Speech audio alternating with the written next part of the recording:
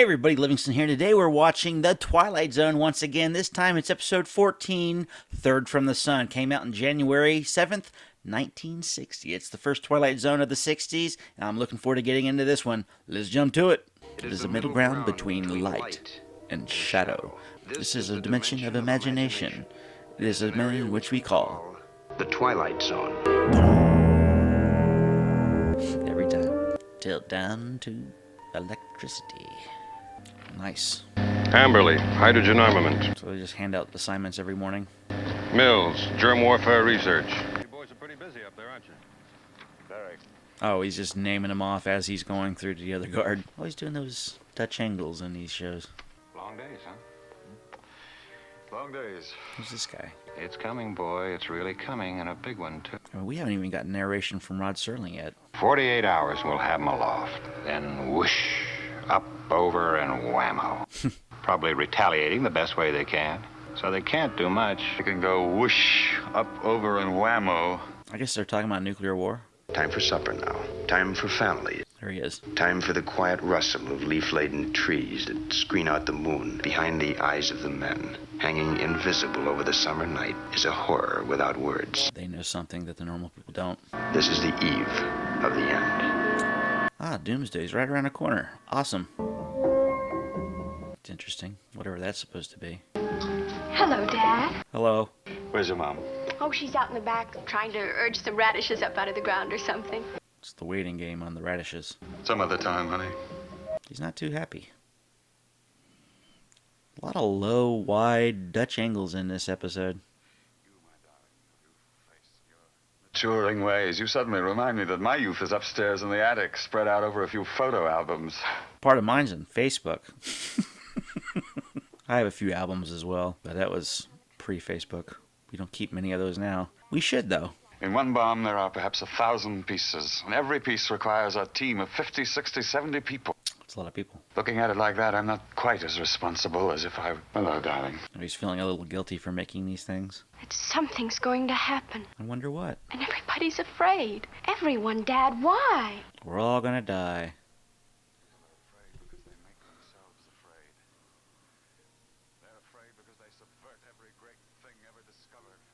Every fine idea ever thought, every marvelous invention ever conceived. They subvert it, Jody. They make it crooked and devious. Far too late, they ask themselves the question, why? Yeah, kind of got to be angry. Why take something that can do good and make it into something that does horrible things? Much like nuclear power. Nuclear power is, for the most part, fairly clean, but you make wonderful weapons. So, it's not funny. It's actually very scary. I just hope it never ever comes to that. I'd like you home tonight. Why, Dad, I can't. It's going to be our last night alive. You know, Jerry has some very interesting stories. He has a fascinating job. He flies us. Airplanes? Bill. I just thought you might like to have some cards tonight, that's all. I thought it might take your mind off things. Dad's not feeling well. Very interesting art in this house. And no one is to know. It's not even Jody. She's not to know. And we won't be able to tell her until we're already on our way. Jerry Ryden's down here. He'd like to talk to you. All right. No, I just dropped by to talk to you about that. What? Your watch giving you trouble again? What? Yeah, let me see it. Now we can talk. There's your trouble, Jerry, right there. I put a different guard on the ship, on the 1 a.m. shift. The one I know, the one I've paid, gets off at 11. Just curious, where the hell would they be going? Really keeping the mystery of what's going on. You and Ann to play cards. You can come around 7, can't you? Yep. Well, they're escaping. On what and to where, we don't know. You might want to have it checked by a jeweler in a month or so. I couldn't get all the rest out of it. A spy. 12. 12. What kind of game is this? That's a cool shot. Really wish I knew what kind of game they were playing. Now, this place we're going to. It's populated, Bill. Yeah? It has people on it. We've picked up radio waves. Where is it? Even some snatches of a language not dissimilar to ours. Different planet. We've been able to decipher a lot of it. Bill, Mr. Calling's here. Huh. So they're going to take a ship, experimental, to some planet that's a lot like them. Interesting. I've been up north testing an aircraft. As I know the aircraft. They say it's capable of leaving our atmosphere.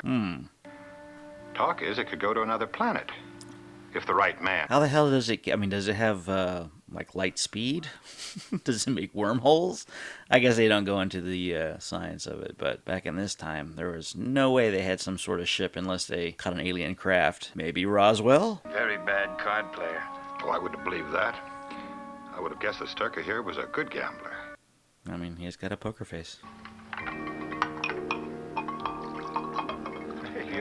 You're a little nervous. Why would they invite this asshole into the house? Really lingering on this scene. Don't turn it over. You do plan ahead. Yep. You plan way ahead. He didn't see the plan on the back of the paper. If that was a plan. Get on home now. I like to take a walk on warm evenings. Is the coast clear? Pretty nice. Clear as a bell. For now. Gotta be. Ever think maybe you'd be happier on one of those than you are here? Yeah, not recently, but I'm sure it's popped up in my head at some point in my life, right? There was a Amazing Stories episode, which I would love to dive into that for the channel as well. I haven't seen a lot of those episodes, but they had one where it was a boy not realizing he was from a different planet, and his parents had to break it to him that we gotta go back home. Good show, good episode. You've been planning this. Yes? In the morning, where will we be? Somewhere else? We'll be out in space, Jody. We've got to answer it. I'm just curious, are they even on Earth? Or is this a different planet and they're going to Earth? That would be interesting. I've never seen a phone like that before. Then we better get out of here right now. I'll get our bag. I'll get ours. Hurry! Doesn't matter. We aren't ever coming back here again. Just leave it. I just take one for the road. I get thirsty. I mean, that doesn't even sound like a real car you would hear that, like, doesn't sound like an engine you would typically listen to. It sounds like a Jetsons car. You can tell that's it's a cutout that they overlaid. It's cool though. Wish they would just do a better job at matching the light source.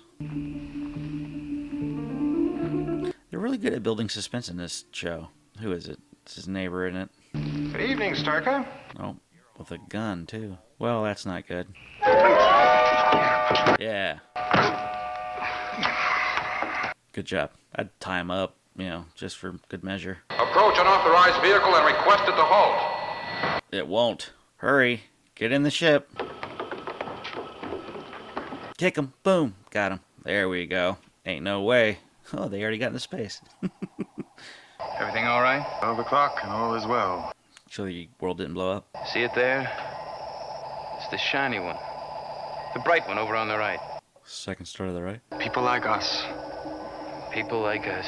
It's the third planet from the sun, Bill. Yep.